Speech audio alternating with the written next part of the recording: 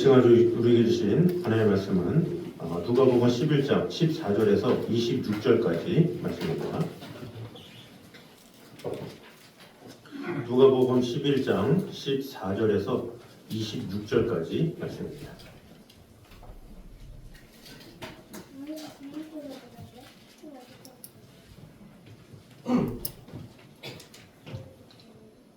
교독하도록 하겠습니다.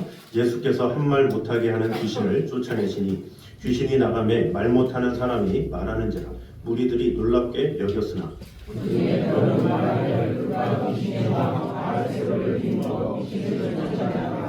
또 더러는 예수를 시험하여 하늘로부터 오는 표적을 구하니 예수께서 그들을 생각하시고 이르시되 스스로 분명하는 나라가 함께하여서 스스로 분명하는 너희 말이 내가 바알세불을 힘입어 귀신을 쫓아낸다 하니 만일 사탄이 스스로 분쟁하면 그의 나라가 어떻게 서겠느냐 내가 바알세불을 힘입어 귀신을 쫓아내면 그의 아들들은 누구를 힘입어 쫓아내느냐 그러나 내가 만일 하나님의 손을 힘입어 귀신을 쫓아낸다면 하나님의 나라가 이미 너희에게 임하였느니라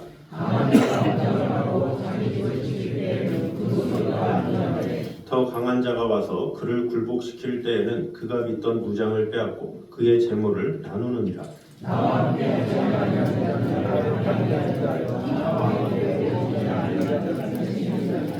더러운 귀신이 사람에게서 나갔을 때에 물 없는 곳으로 다니며 쉬기를 구하되 얻지 못하고 이에 이르되 내가 나온 내 집으로 돌아가리라 하고 다 같이 읽겠습니다. 이에 가서 저보다 더 악한 귀신 7을 데리고 들어가서 거하니 그 사람의 나중 형편이 전보다 더 심하게 되느니라. 아멘. 이 시간에 글로리아 찬양대 찬양 읽겠습니다.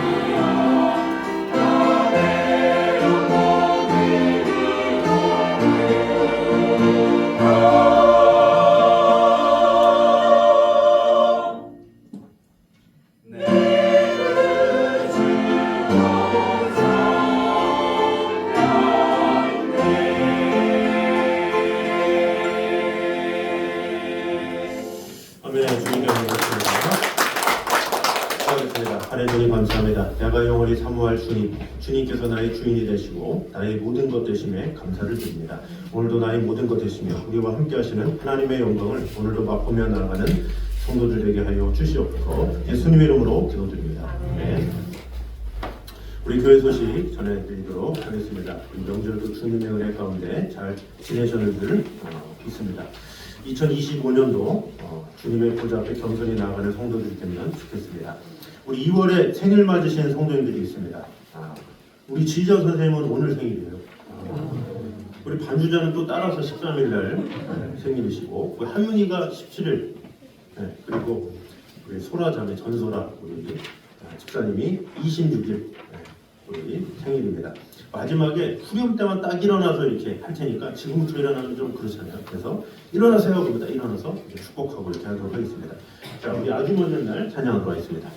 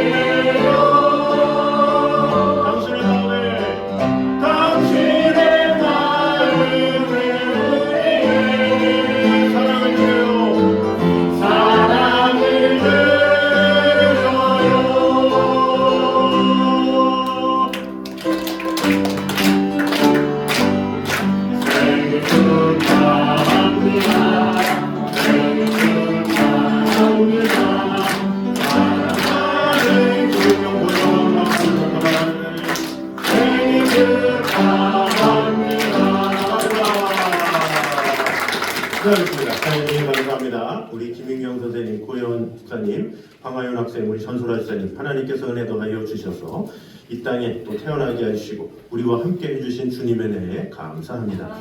앞으로도 하나님의 귀한 사랑과 축복이 우리 귀한 성도님들과 집사님들의 삶 가운데 가득 임할 수 있도록 주님 언제나 지켜주시고 돌봐주시고 함께하여 주시옵소서. 예수님의 이름으로 기도드립니다. 아멘.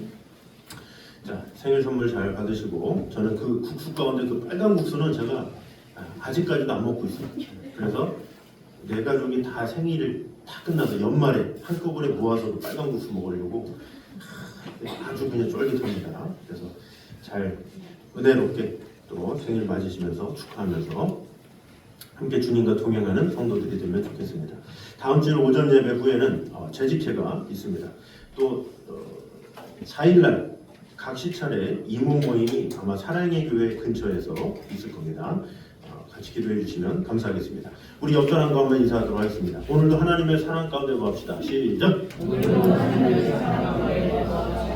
네.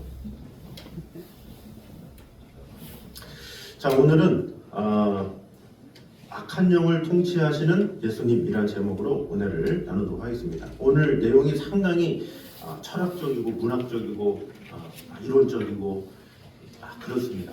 그래서 여러분 수준이면 뭐 쉽게 들을 수 있는 내용이지만 특별히 좀 신학적인 내용들이 좀 많기 때문에 여러분이 귀를 잘 기울여서 들으시면 아주 평생의 신앙생활에 대해 많은 도움이 될 줄 믿습니다. 자, 그래서 오늘은 특별히 오늘 본문에서 이 예수님이 귀신 들린 사람을 고치시자 어떤 사람들이 예수님에 대해서 바알세불의 힘으로 귀신을 쫓아낸다 이렇게 비난하는 내용이 나오죠. 이에 대해서 예수님은 다음과 같은 논리로 반박을 하시죠. 21절과 22절을 보면 강한 자가 무장을 하고 자기 집을 지킬 때에는 그 소유가 안전하되 더 강한 자가 와서 저를 이길 때에는 적의 무장을 빼앗고 저의 재물을 나누느니라 이렇게 말씀하시는데 쉽게 말하면 주님은 약육강식을 지금 말씀하신 것이라고 볼 수가 있죠. 그래서 이 약육강식의 논리가 가장 극명하게 드러나는 것이 이제 동물의 세계죠. 동물들은 어떻습니까? 강한 짐승이 약한 짐승을 잡아먹어요. 그것이 이제 약육강식이잖아요. 저도 이렇게 다큐멘터리 보면 최근에 보고 깜짝 놀란 게 고릴라가 원숭이를 잡아먹는 거 아세요? 고릴라가 원숭이 막 다니는데 살아있는데 막 잡아먹고 와 얼마나 무서운지. 이 약육강식은 동물의 세계에 이 가득한 것을 볼 수가 있죠. 인간 세계도 마찬가지죠. 인간들은 모두 만민의 평등을 부르짖고 있지만 사실은 언제나 심 있는 자가 심 없는 자를 지배하면서 살아왔습니다. 국가 간도 마찬가지입니다. 역사를 살펴보면 강대국은 늘 약소국을 지배해왔죠. 그래서 아수르, 바벨론, 페르시아, 헬라, 로마 이 나라 등이 대표적인 신뢰죠. 그래서 강한 나라가 강성하면 약한 나라를 꼭 잡아서 삼키는 그것이 바로 이 국가 간에 있을 수 있다는 거죠. 그러면 이 양육강식의 이 논리는 개인이나 또 자연이나 인간 세계나 나라에만 적용되는 논리냐? 그렇지 않다는 거죠. 영의 세계도 동일하게 적용된다라는 거죠. 영의 세계에서도 강한 세력이 약한 세력을 지배할 수밖에 없다라는 거죠. 본문 14절을 보면 주님께서 벙어리 귀신을 쫓아냈죠. 왜? 주님이 강하니까. 그리고 또 복음서 전체적으로 보면 예수님이 악한 귀신을 쫓아낸 장면들이 많이 나와 있습니다. 이렇게 주님께서 귀신을 쫓아낼 수 있었던 것은 무엇입니까? 주님의 힘이 귀신보다 강하기 때문에 그렇다라는 거죠.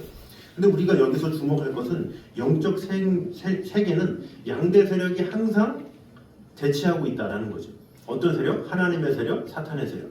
그럼 당연히 어떤 세력이 세겠습니까? 하나님의 세력이 세겠죠. 하나님의 세력이 사단의 세력을 항상 물리치고 있다는 거죠. 자, 그런데 이 세상은 바로 하나님의 세력과 사탄의 세력이 있는데 하나님의 세력이 있는 것은 우리가 알죠. 그런데 사탄의 세력은 왜 있냐는 거죠. 하나님의 세력만 있으면 되지. 굳이 사탄의 세력은 왜 있냐 이렇게 생각할 수가 있죠. 그래서 오늘은 사탄이 어떻게 존재하게 되었는가 그 의문을 풀어보도록 하겠습니다. 우리는 보통 어떻게 알고 있습니까? 천사가 타락해서 이 사탄이 됐다 이렇게만 알고 있죠. 그러면 천사장이 누굽니까? 보통 보면 타락한 천사장이 루시퍼라는 말이 여러 학자들에 대해서 오르내리고 있죠. 그런데 그 루시퍼라는 말이 성경에 나와 있습니까? 사람들은 보통 천사장 루시퍼가 타락해서 사탄이 되었다 이렇게 말하기도 합니다. 성경에도 비슷한 내용이 있죠. 자, 베드로후서 2장입니다. 같이 한번 읽겠습니다. 시작.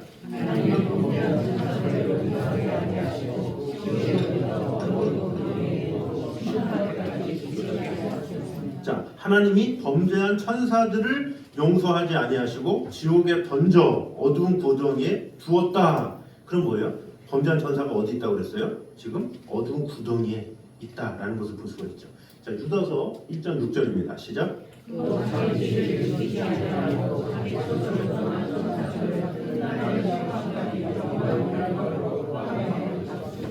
자기주의를 지키지 아니하고 자기 처소를 떠난 천사들을 큰 날의 심판까지 영원한 결박으로 흑암에 가두셨다라고 이야기를 하고 있죠. 그러니까 타락한 천사가 있기는 한데 그 타락한 천사가 활동을 하는 게 아니라 우리를 유혹하는 게 아니라 타락한 천사가 있는데 어떻게 됐다? 하나님께서 가둬뒀다 이렇게 얘기하고 있죠. 그러니까 우리가 보통 아는 거는 타락한 천사가 있는데 그 타락한 천사가 사탄이고 사단이 우리를 유혹한다 이렇게 알고 있잖아요. 그러나 성경에서는 뭐라고 말하냐? 천사가 타락을 했는데 그 타락한 천사가 활동하면서 우리를 유혹하고 괴롭히는 것이 아니라 그 타락한 천사가 있는데 하나님께서 가둬놨다 이렇게 이야기를 하고 있죠. 그러면서 이사야 14장 12절은 이렇게 번역하고 있습니다. 읽어보겠습니다. 시작. 너 아침의 아들 계명성이여 어찌 그리 하늘에서 떨어졌으며 너 열국을 엎은 자여 어찌 그리 땅에 찍혔는고. 자, 사실 이 구절을 가지고 사단이 타락했다 이렇게 비유를 하거든요. 그래서 이 사실은 바벨론 왕을 비유한 건데 이것이 사탄이다 많은 학자들이 이야기도 하는 거죠. 그래서 이 이사야 선지자가 말한 이 계명성 이것은 새벽별을 의미하는 거예요. 새벽별이 바로 뭐냐? 금성이다라는 거죠. 그래서 금성은 출현 시간에 따라서 다른 이름으로 불렸습니다. 그래서 전용 문어배는 장정성이다 이렇게 불렸고 개밥바라기, 태백성 이렇게 불렸습니다. 그리고 새벽에는 샛별이다, 명성이다 이렇게 불렸습니다. 자, 그래서 이 서양에서는 로마 신화의 미를 상징하는 여신의 이름을 따라서 이것을 비너스다 이렇게 부르기도 했습니다. 따라서 새벽별로 반짝반짝했는데 어찌 그렇게 떨어졌느냐 하는 것이 이 구절이죠. 자, 반짝반짝 아무리 새벽별이 빛나도 해가 나타나면 어떻게 돼요? 해가 나타나면 갑자기 어두워지죠. 왜? 너무나도 태양빛이 강하기 때문에 아무리 반짝반짝 해봐야 어두워질 수밖에 없다 이렇게 말하는 거죠. 그래서 이사야 선지자는 뭐라고 그래요? 선제는 기고만장하지 그런데 하나님의 섭리 속에서 너 바벨론 왕조 몰락해. 너 이렇게 교만하게 살아. 너 곧 몰락할 거야. 지금 잘났다고? 반짝반짝한다고? 다 필요 없어. 그날이 되면 너 몰락할 수밖에 없어. 경고하는 것이 바로 이사야 14장 12절 말씀이다라는 거죠. 그래서 원래 이 금성은 영어로 모닝스타 그래서 이렇게 말을 하고 한국어로는 너 아침의 아들 계명성이요 이렇게 말을 하고 있죠. 그리고 히브리어는 헤렐 이렇게 말을 합니다. 중국어로 보면 밍량지싱 해서 징싱 이렇게 불려요. 그래서 이 밍량이 반짝반짝 이런 의미인데 밍량 이게 밝을 명이잖아요. 그런데 이 밝다는 뜻도 있지만 밝히는 지혜 이런 뜻이 있어요. 근데 그 뒤에 있는 양도 반짝이다 이런 뜻이에요. 그래서 우리가 제갈량 이 삼국지에 보면 제갈량 있잖아요. 이 량이 이 뒤에 밍량 할 때 그 량이에요. 제갈량. 자, 그런데 이 호가 공명이거든요. 제갈 공명. 그 명이 또 밝은이야. 그러면 밝고 또 밝고 이렇게 될 수가 있잖아요. 자, 그런데 제갈량도 밝다고 명도 밝다인데 이 공명의 명은 지혜롭다는 의미의 밝음이에요. 그리고 제갈량의 양은 그냥 밝다 이런 뜻이에요. 그래서 맹량지신 이것은 지혜롭게 밝게 빛나는 별이다 이런 뜻이라고 볼 수가 있죠. 잘 풀이가 됐죠. 그래서 한자 성경을 우리가 보통 보는 이유는 그거예요. 빛나는데 아주 밝게 빛나는. 그러니까 사람들 보기에 야 그냥 빛난다 이 정도가 아니라 밝게 빛나네. 와 정말 화려하네 이렇게 볼 수가 있는 것이죠. 자, 그런데 아까 말한 루시퍼가 어디 나오냐 이렇게 물어봤잖아요. 한국어 성경에는 너 아침의 아들 계명성이요 나오는데 킹 제임스 성경에 보면 너 아침의 아들 루시퍼요 이렇게 나와 있는 번역이 되어 있습니다.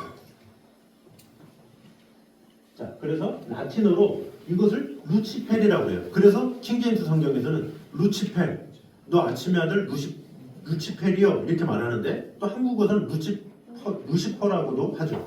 자, 이 루치펠이 어디서 나왔냐면 빛을 가져오다라는 뜻인데 주후 382년에 제롬이라고 하는 사람이 이 성경을 라틴어로 번역을 한 거예요.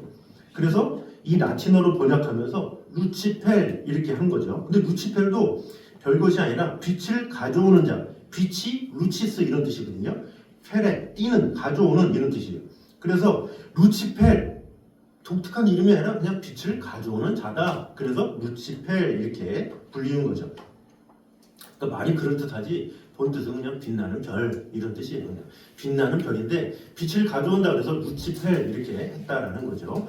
그 루치펠의 영어식 이름 음력이 바로 루시퍼다라는 거죠. 그래서 제가 말한 킹제임스 성경에 오 루시퍼 son of the morning 해서 너 아침의 아들 루시퍼야 이렇게 말하는 거죠. 그래서 보통 사탄의 이름이 루시퍼다 불려진 게 바로 킹제임스 성경에서 나오는 루시퍼 때문에 그런 거예요. 그러니까 루치펠에서 루시퍼가 나온 것이다 라는 거죠. 그러니까 우리는 같은 스펠링인데도 어느 나라 발음에 따라서 있어 보이기도 하고 없어 보이기도 해요. 자, 예를 들어 보겠습니다. 자, 이게 무슨 뜻입니까? 미카엘이죠. 미카엘. 히브리어로 미카엘의 천사장 이름. 히브리어로 미카엘. 근데 독일어로 미하엘이에요. 자, 그런데 영어로 보면 뭐예요? 영어로 마이클. 한국어는 마이콜. 그죠? 아기 공룡 돌리 마이콜. 이거 되게 없어 보이잖아요. 그러니까 어디에서 쓰였냐에 따라서 그 발음에 따라서 있어 보이기도 하고 미카엘 미카엘 천사장 뭐 이러는데 마이콜 뭐 웃기잖아요. 근데 그런 식으로 그 나라 어떤 언어로 쓰여지냐에 따라서 있어 보이기도 하고 없어 보이기도 한다라는 거죠.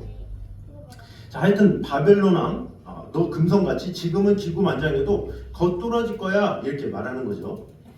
혹시 이거를 한국어로 진짜 마이콜이라고 생각하시는 분은 없죠? 네. 진지하게 생각하시면 안 됩니다. 네, 이 마이콜을. 자, 14세기 초에 단테라고 하는 작가가 신곡이라는 책을 썼어요. 단테의 신곡. 여러분 보셨습니까? 상당히 두껍습니다. 그런데 이 제롬이 번역한 이 루치펠이 나오는데 그 루치펠이 어디 나오느냐? 바로 단테의 신곡이라는 책에 나와요. 그러니까 성경에는 어디서 나온 게 아니라 단테의 신곡이라는 책에 나온다라는 거죠. 그래서 이 단테가 뭐라고 썼냐면 사탄은 타락한 천사장 루치펠이다 이런 소설을 쓴 거예요. 그런데 그리스도인들은 성경이 아니라 단테의 신곡에서 이리저리 흘러들어온 이야기를 듣고 천사장 루시퍼가 있었는데 그가 타락하게 되었다 이렇게 지금까지 믿고 있는 거예요. 그러니까 성경에는 안 써 있는데 사람들이 단테의 신곡이 워낙 유명하다 보니까 그 소설이 진짜인 것처럼 받아들여져 왔다 이렇게 보게 된 거죠. 그래서 이 본문에 대한 어떤 주석을 봐도 어떤 신학자들이다 이렇게 이야기를 하고 있는데 명확한 출처도 없어요. 그래서 이사야 제가 14장 12절 저 군대 제대할 때부터 관심 많아가지고 모든 주석책을 다 봤어요. 이사야 14장 12절에 나오는 계명성이 어떤지를 모든 주석책을 다 봤는데 항상 어떤 신학자는 이름도 안 나와. 이름이 나와야 그 신학자가 누군지 하고 따져볼 텐데 어떤 신학자는 이렇게만 나오고 전혀 신빙성이 없는 것을 보게 됐다는 거죠. 신학교 때 되게 인정받았던 교수님이 있어요. 그 교수님의 강의를 한 모든 학생들이 되게 좋아했어요. 되게 존경했어요. 저도 그 교수님의 강의를 듣고는 감동을 안 했는데 그분의 강의를 저희 신대원 동기 형이 타이핑으로 다 기록을 했는데 그 책을 제가 보고 눈물을 흘린 적이 있어요. 그 정도로 강의를 잘하신 분이었어요. 근데 그 분이 이제 유명하니까 제가 질문했어요. 교수님, 어린아이가 죽게 되면 어떻게 됩니까? 이렇게 바리새인처럼 딱 질문한 거예요. 어떻게 대답을 하시나? 그랬더니 그분이 뭐라고 하시냐? 어린아이가 죽으면 천국에 갈지 지옥에 갈지 알지 못하잖아요. 근데 그분이 뭐라고 하시냐? 림보라는 데가 있는데 그 림보라는 데 가면 거기에서 하나님께서 정말로 이 아이가 천국에 가는지 합당한지 안 한지를 돌보게 된다. 그래서 옛날에 신학자나 또 어떤 역사가들이 림보라는 곳이 있어서 어떤 아이라도 공정하게 심판을 받을 수 있도록 한다. 이런 얘기를 한 거예요. 그래서 림보? 제가 또 림보를 엄청 연구했잖아요. 림보가 뭘까? 엄청 연구해서 봤는데 그게 림보가 어디 나오냐? 단테의 신곡에 나오는 거예요. 이 단테의 신곡에 보면 이 지옥의 구조가 있는데 1층부터 9층까지 옆피라미드로 돼 있어요. 이렇게. 그래서 1층부터 1층, 2층, 3층, 4층, 5층에서 이렇게 9층 이렇게 딱 돼 있는 거죠. 옆피라미드로. 자, 그래서 9층이 반역지옥이에요. 반역지옥. 그래서 영원히 차가운 얼음에서 신음하는데 이곳에 누가 있냐? 루시퍼가 있는 거예요. 바로. 그 루시퍼가 여기서 신음하고 있고 이렇게 쭉 하면서 죄별로 나오는 거죠. 그가 무도한 인간 8층, 그 다음 7층, 6층 하다가 마지막에는 어린아이가 있는 그곳을 림보라고 해요. 그래서 어린아이 아니면 뭐 얘 조상인데 하나님을 몰랐던 사람들 뭐 이런 사람들이 거기 갇혀 있는 거죠. 그 1층에서 있는 곳이 림보다 이렇게 알게 된 거예요. 그러니까 단테 신곡을 보고 알게 된 거예요. 림보를 도대체 림보가 그러는데 림보가 어디 나온 거야? 아무리 봐도 알 수가 없었는데 단테 신곡을 보니까 거기 나왔다라는 거죠.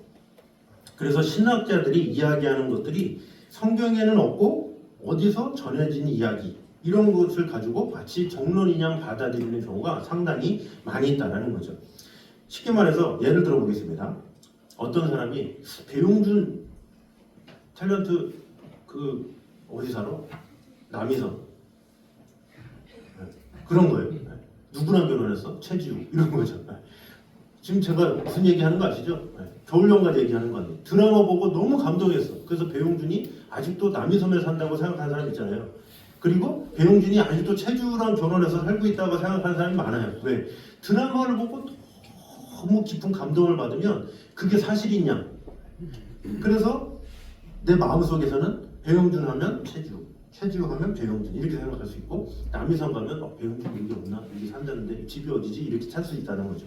사실은 아닌데 마치 비현실적인 것을 사실인 것이냐 하다 보니까 나도 모르게 사실인 양 받아온, 그것이 바로 이 사단에 대한 것도 마찬가지. 루시퍼에 대한 거는 성경 어디에도 없는데 많은 사람들이 또 소설이 이런 거 얘기하다 보니까 마치 그것이 정론인 양, 천사가 타락해서 인간을 유혹한다 이렇게 알고 있다라는 거죠.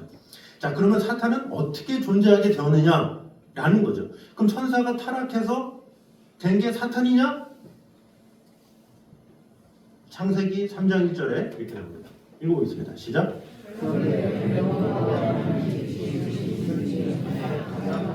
자, 그런데 뱀은 여호와 하나님이 지으신 들짐승 중에 가장 강교하니라 이렇게 얘기했죠. 여기서 말한 들짐승이라는 시브리 말을 직역하면 들에 있는 모든 살아있는 것들 중에 이런 뜻이에요. 자, 하나님이 지으신 살아있는 거 많지 않습니까? 사람, 동물, 그 중에 뭐가 있어요? 뱀도 있고. 이 세상의 모든 피조물 누가 지었다? 하나님이 지었다. 자, 그런데 하나님이 지으신 모든 들짐승 중에 뱀이 가장 강교했다. 근데 이 뱀이 누구예요? 사단이잖아요. 이 사단이 하와를 유혹하잖아요. 그러니까 이 사단도 누가 만들었다? 하나님께서 만드셨다라는 거죠. 그래서 이 말을 풀이하면 하나님이 지으신 것들 중에 사탄도 있다 이렇게 볼 수가 있죠. 자, 그러면 사단이 피조물이라면 하나님의 지배 속에 있다 이렇게 생각할 수가 있죠. 왜? 하나님이 만들었으니까. 하나님이 컨트롤할 수가 있는 거죠. 다스릴 수가 있는 거죠. 자, 그래서 그 예가 사무엘상 16장 14절에 나옵니다. 읽어보겠습니다. 시작. 여호와의 영이 사울에게서 떠나고 여호와께서 부리시는 악령이 그를 번뇌하게 한지라. 자, 성령이 떠나시고 여호와께서 부리시는, 컨트롤하고 계시는 사단이 누구에게 임했다? 사울에게 임했다 이렇게 말을 하고 있죠. 그러니까 이것은 하나님의 섭리 속에서 이루어지는 거예요. 사울이 번뇌해. 누가 컨트롤해서? 하나님이 악령을 보내서 한 것이다 라는 거죠. 자, 예수님께서 이 땅에 오셔서 공생애를 하시죠. 근데 공생애를 하시는데 사단이 유혹하잖아요. 그 얘기는 유명해서 알죠. 마태복음 4장에 누가복음 4장에 나오잖아요. 자, 그런데 마태복음 4장 1절에 이렇게 말합니다. 시작.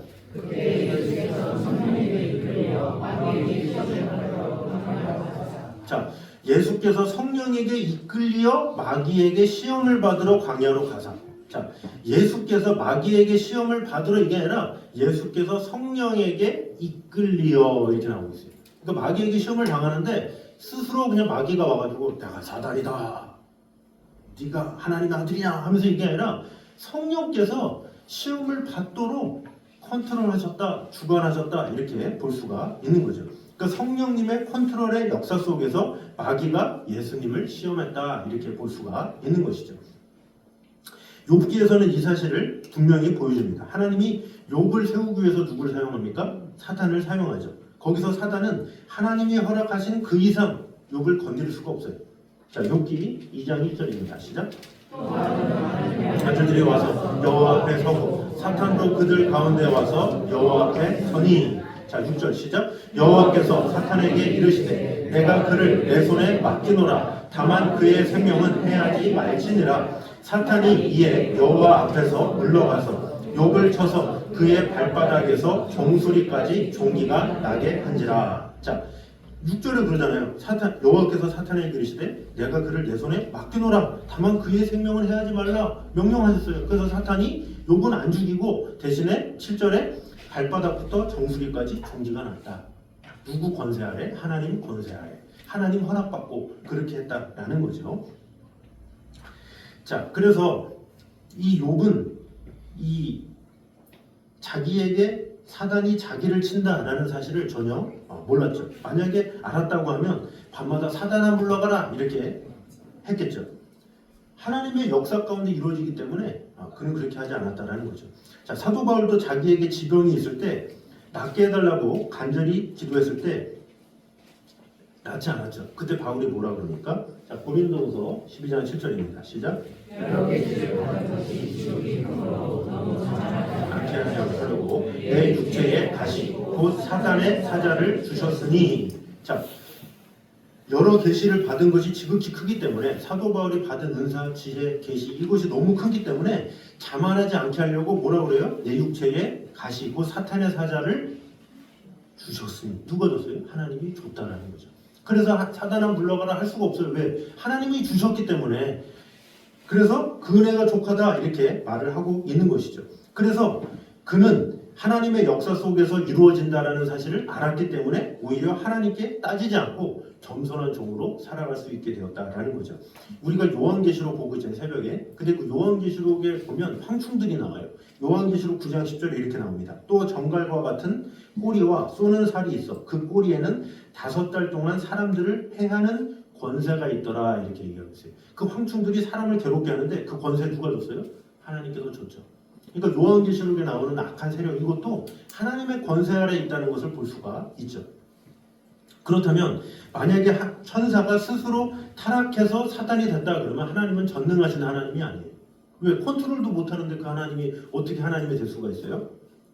그러면 하나님의 창조는 실패한 것이 되고 그분은 우리를 그 사탄의 유혹으로부터 건져낼 수 없는 분이에요. 사단이 스스로가 타락해서 인간을 유혹해서 할 수 있을 정도면 하나님이 컨트롤 못한다는 거 아니에요?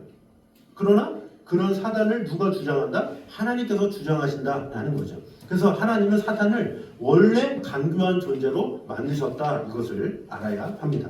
이 사탄이 천사를 타락케 하고 그 사탄이 인간을 타락시킨 것이다 라는 것이죠. 그렇기에 오늘 본문의 사탄은 그가 아무리 뛰어난 능력을 소유했다 할지라도 하나님의 능력에는 미치지 못한다는 사실을 이 본문에서 오늘 읽었던 본문에서 강조하고 있다라는 거죠. 이 사단은 하나님이 지으신 일개 피조물에 불과하다는 것을 알아야 돼요. 따라서 최후 승리는 누구 것이다? 하나님 것이다 라는 것이죠. 그래서 사단은 그의 뛰어난 능력으로 이 땅에서 일시적으로 막노릇하면서 사람들을 지배해 왔죠. 주님의 비유에서 이 강한 자는 사탄을, 자기 집은 세상을, 소유는 사람들을 의미한다 이렇게 볼 수가 있습니다. 그러나 사단의 지배는 언제까지입니까? 영원하지 않죠. 그때뿐이에요. 그때만 영향력을 주고 나머지는 하나님께서 통치하시는 거예요. 하나님께서 그때에 맞게 하시는 거죠. 자, 그럼 우리는 근본적으로 이런 질문을 하죠. 그럼 사단을 왜 만들었어요? 왜? 뭐하러 그 만드는 거예요? 왜 만들어서 사람을 괴롭게 하는 거예요? 이렇게 생각할 수가 있죠. 왜 사단의 유혹으로 인간을 범죄케 하시느냐라는 거죠. 하나님께서 태초에 에덴 동산에 뱀을 안 만들었으면 하와도 유혹 안 하고 그러면 죄도 없었을 텐데 왜 굳이 만들어가지고 그런 거예요? 이렇게 생각할 수가 있는 것이죠. 자, 이것을 딱 부러지게 설명할 수는 없지만 교회 역사상 많은 지도자들은 그 해석을 유추해 왔습니다. 그래서 웨스터민스터 교리문답이라는 것이 있습니다. 그래서 1643년부터 영국 교회 지도자들이 6년 동안 우리가 하나님을 믿는다고 할 때 믿음의 내용이 무엇이고 또 교리적인 질문이 무엇인가 해서 정리한 것이 바로 웨스터민스터 신앙 고백이에요. 그래서 우리가 직분자 안수나 이런 교육을 할 때 늘 하는 것이 웨스터민스터 신앙 고백이죠. 자, 그런데 이것이 영국 교회의 공식적인 신앙 고백인데 미국의 장로교회가 이 고백을 받았습니다. 그래서 장로교 선교사들이 한국에 와서 교회를 세웠죠. 그래서 한국에는 이 장로교가 제일 많죠. 그래서 이 교회의 신앙의 토대 역시 웨스터민스터 신앙 고백으로 되어 있습니다. 그래서 요즘에는 잘 안 하지만 불과 한 10여 년 전만 해도 웨스터민스터 신앙 고백 몇 조에 의하면 이런 말을 많이 했어요. 그러니까 우리가 성경 몇 장 몇 장 하는 것처럼 요 웨스터민스터 교리도 그만큼 권위가 있기 때문에 몇 장 몇 조에 이렇게 말한다 이렇게 말을 하는 거죠. 그 중에 6조 1항이 이렇게 되어 있습니다. 같이 한번 읽겠습니다. 시작.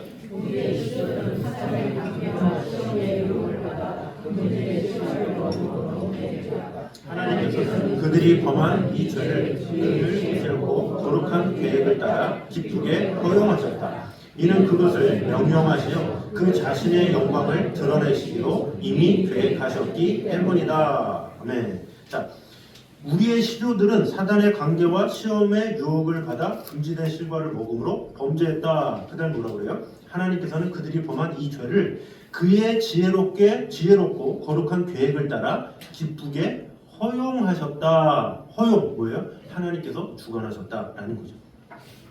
하나님께서 그냥 놔두셨다라는 거죠. 이는 그것을 명령하셔서 그 자신의 영광을 드러내시기로 계획하셨기 때문에 그렇다라는 거죠. 자, 하나님께서는 사단을 만드시고 그 사단이 관계를 부려서 당신이 창조하신 인간을 범죄케 하는 것을 당신의 지혜롭고 거룩한 계획을 따라서 기쁘게 허용하셨다는 것이에요. 왜 허용했습니까? 그것을 명령하셔서 자신의 영광을 드러내시기로 이미 계획하셨기 때문에 그 모든 과정을 통해서 궁극적으로 하나님 자신의 영광을 드러내시기 위함이다라는 거죠. 계몽시대에 알렉산드 포프라는 신학자가 있습니다. 그가 이렇게 말합니다. 읽어보겠습니다. 시작. 악도 하나님의 영광을 드러내는데 기여한다.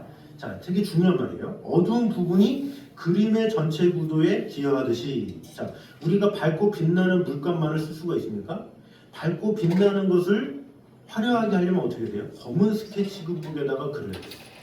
그래서 우리가 칠판 그러면 옛날에는 이렇게 진한 판이 있었잖아요. 거기다가 백목해서 하잖아요. 그래야 글씨가 보이니까. 그러니까 검은 게 의미가 없는 게 아니다라는 거죠. 그림에도 그림이 아름다울 수 있는 이유는 화려한 것도 있지만 어두운 것도 있기 때문에 그 어두운 것 때문에 밝은 것이 드러나는 거예요. 화려한 것이 드러나는 거예요. 그래서 그 그림에서 어둡다고 다 제하면 그 그림이 아름다울 수 있습니까? 아니잖아요. 그 어둠이 있기 때문에 그 밝은 것의 아름다움이 더 강조가 되는 것이죠. 그래서 그림에 어둡다고 제해버리고 밝은 것만 다 한다? 그럼 온전한 그림이 될 수가 없는 거예요. 어두운 것은 어두운 대로 있기 때문에 그 어둠 때문에 밝은 것이 더 드러나게 된다라는 거죠. 그래서 그림 안에서도 어두운 것도 쓸데없는 것이 아니고 밝은 것도 쓸데없는 것이 아니고 이것이 조화가 이루어야 아름다운 그림이 되는 거예요. 바로 하나님께서 그걸 아신 거죠. 우리 인간사에 사단의 역할들이 있어야 돼. 그래야 하나님의 영광이 더 크게 드러나게 되기 때문에 그렇다라는 거죠. 그래서 우리가 보통 보면 이 사람이 병에 걸리면 무조건 나쁜 것이다 생각하는 경우가 있죠. 사단을 물러가라 이렇게 할 수 있지만 오히려 병이 들므로 인해서 겸손해지는 경우가 많이 있어요. 그렇게 교만하던 사람이 하나님께서 한번 딱 치니까 아이고 하는 순간 갑자기 주여 하나님은 살아계시군요 이렇게 하는 경우가 있어요. 그래서 주님께로 돌아와. 그러면 그 병이 어떻게 무조건 다 나쁜 겁니까? 아니잖아요. 그 병으로 인해서 오히려 하나님의 사람으로 세워지는 경우도 있다라는 거죠. 인간관계도 보면 저 사람 왜 이렇게 날 괴롭혀? 왜 그러는 거야? 어느 작은 조직에서도 막 그런 경우가 있죠. 그런데 시간이 지나고 보니까 그 사람 때문에 내가 연단됐구나, 내가 세워졌구나 이렇게 하게 되는 경우가 있죠. 시간이 지나면 하나님께서 그를 통해서 나를 훈련시키셨구나 이렇게 하게 되는 경우도 있다라는 거죠. 그래서 우리에게 필요하기 때문에 하나님께서 허락하신다라는 거죠. 그 구절이 고린도전서 10장 13절입니다. 시작. 사람이 감당할 시험 밖에는 우리에게 당할 것이 없나니. 자, 사람이 감당할 시험, 이것은 테스트를 말하는 게 아니에요. 이전에 얘기했죠. 테스트가 아니라 템테이션, 유혹을 말하는 거예요. 사람이 감당할 유혹밖에는 우리에게 당한 것이 없나니. 자, 요백에 그랬던 것처럼 우리를 위해 감당할 만큼의 유혹을 허락하셨다라는 거죠.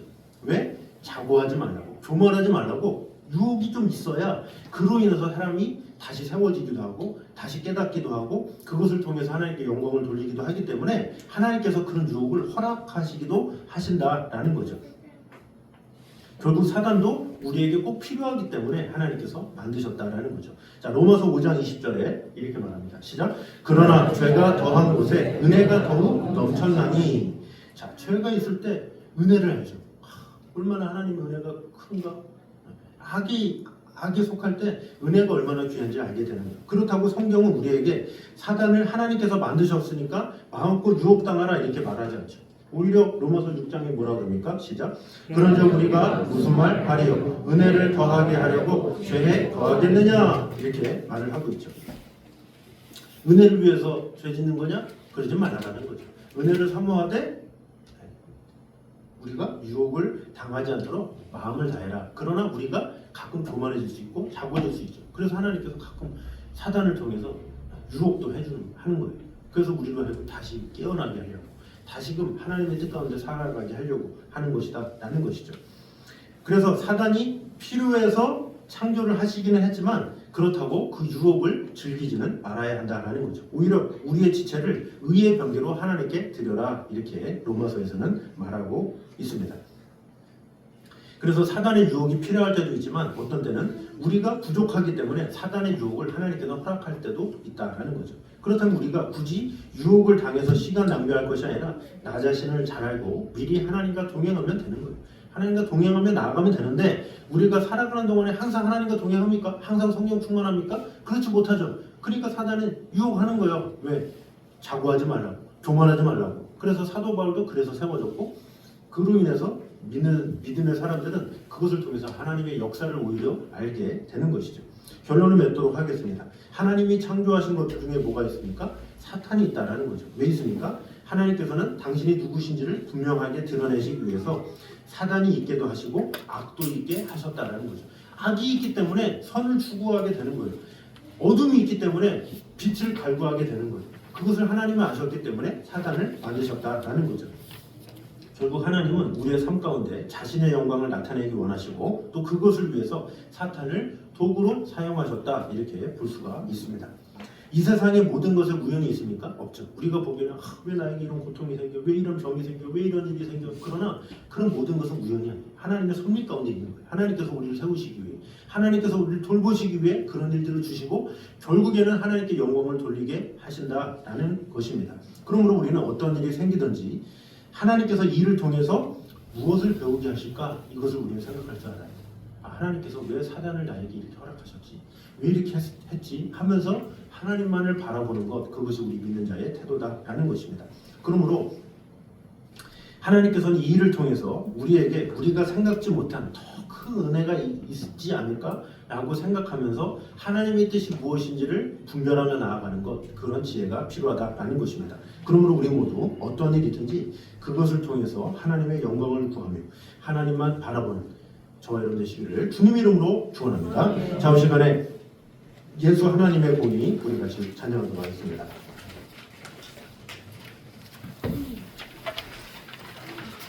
예수 하나님의 공의 주독생자 그의 나라 임하시네.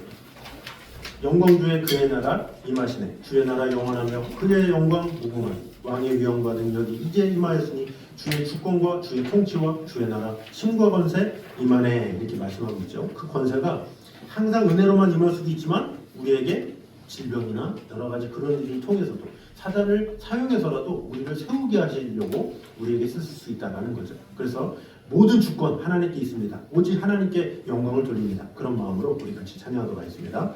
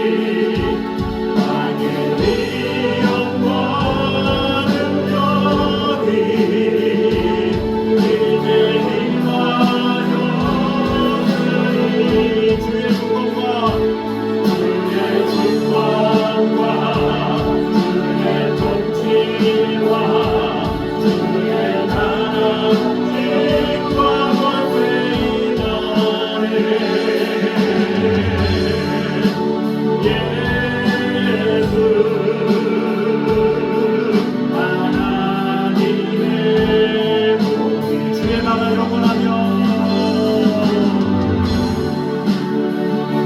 주의 나라 영원하며 그의 영광 그날이 왕의 영광은 여기 이제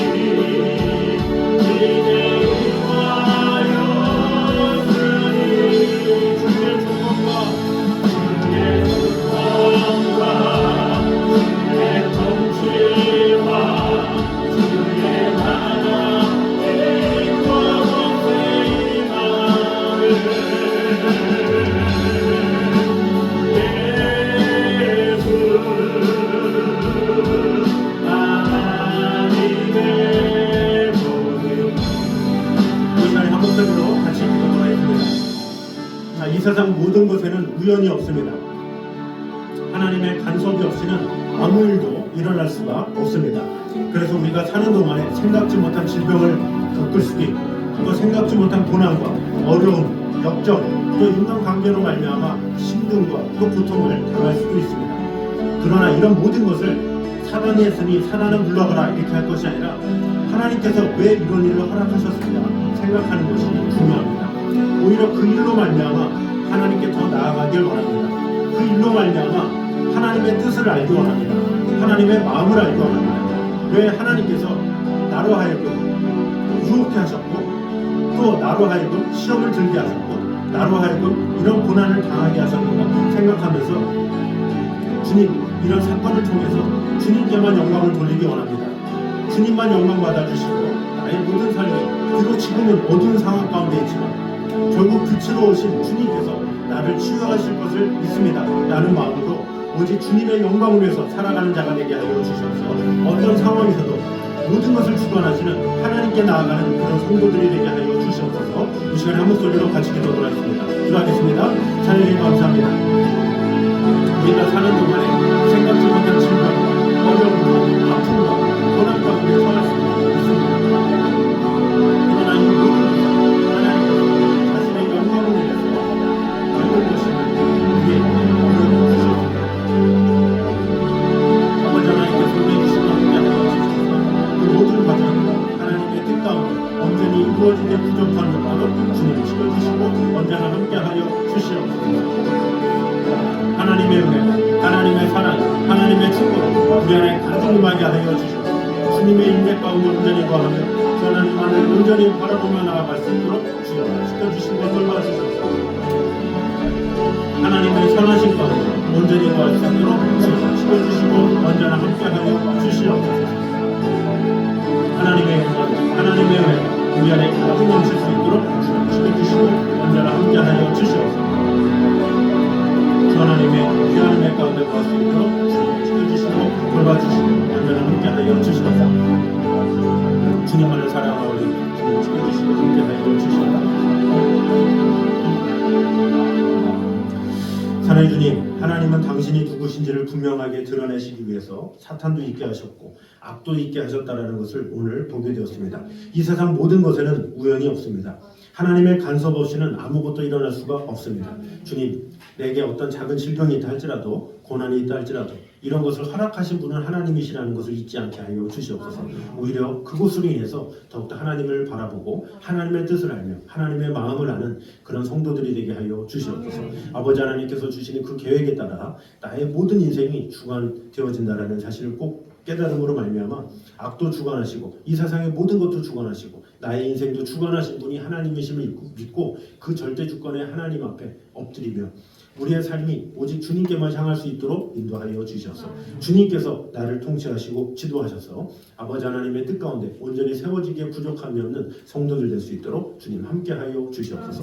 이제는 우리 주 예수 그리스도의 은혜와 아버지 하나님의 무한하신 사랑과 성령의 교통하심이 늘 우리와 함께 계시는 우리의 삶을 주관하시는 하나님께 모든 영광을 돌리기 원하는 이 자리에 있는 모든 성도들 위해 예부터 영까지 함께 있기를 간절히 축원하옵나이다. 아멘.